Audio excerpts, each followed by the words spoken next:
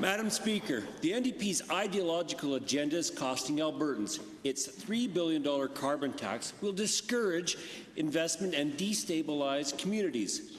This week, TransCanada cancelled contracts with Alberta power plants because NDP's carbon taxes. And in my riding, NMAX refused to renew the Battle River plant's contracts for the same reason. These cancellations killed job security in rural Alberta. This government promised an adjustment program, but when will the minister take real action to help communities?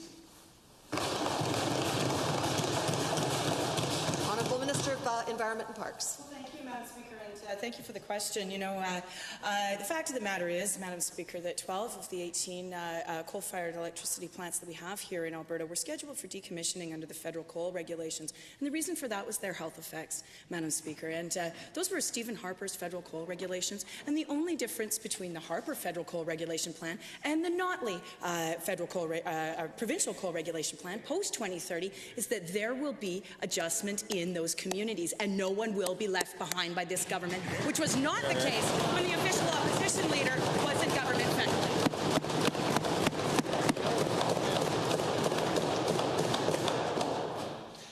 Given that rural communities are looking for hope and government that will stand up for them, and given that these jobs are not just statistics, empty words won't help. Over 20% of Forestburg works at the plant and the mine, and now these people face uncertain futures that the NDP can't blame on low oil prices.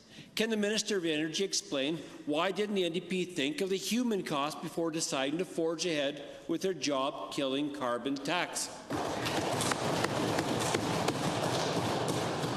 Speaker, the plants at Forestburg and Hanna were scheduled for decommissioning under the previous federal government's coal regulations, which were passed for reasons of safeguarding health for the very young and the very old, Madam Speaker. The fact of the matter is that we have made a commitment to coal communities, which we will have more details about in and around the budget, Madam Speaker. And finally, I might just add a little bon mot from Mr. Preston Manning, who observed that the carbon tax involves less interference by governments in the marketplace than a cap-and-trade approach. And I wonder if maybe that came up over breakfast meetings and some tips were given.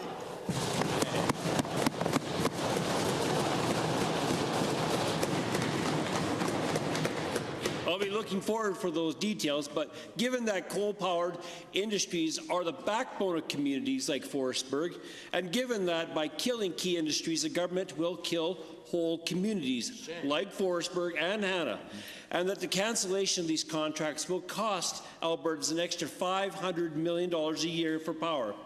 Can the minister explain why does the NDP insist on pushing through risky, ideological policies that will drive up power costs, decimate rural Alberta, and turn our communities into ghost towns?